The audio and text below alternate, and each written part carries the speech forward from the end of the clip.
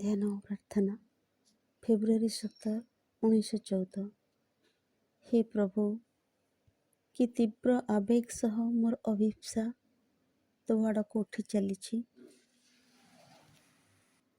ଆମ୍ଭମାନଙ୍କୁ ପ୍ରଦାନ କର ତୋ ଦିବ୍ୟ ବିଧାନର ପୂର୍ଣ୍ଣ ଚେତନା, ପ୍ରଦାନ କର ତୋ ଦିବ୍ୟ ସଂକଳ୍ପର ନିରବଚ୍ଛିନ୍ନ ବୋଧ, ଯେପରିକି ତୋର ସିଦ୍ଧାନ୍ତ ହିଁ ହୋଇଉଠେ ଆମ୍ଭମାନଙ୍କର ସିଦ୍ଧାନ୍ତ।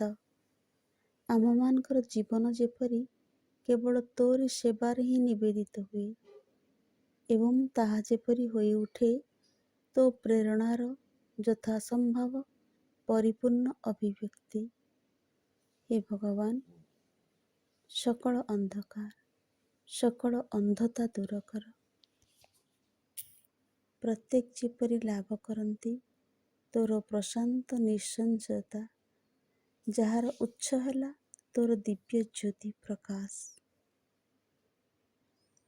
Prayers and Meditations, February 17, 1914.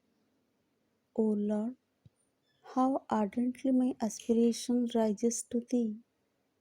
Give us the full consciousness of Thy love, the constant perception of Thy will, so that our decision may be Thy decision and our life solely consecrated to Thy service and as perfect an expression as possible of Thy inspiration.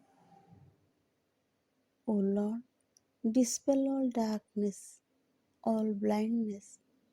May everyone enjoy the calm certitude that Thy divine illumination brings. Ma.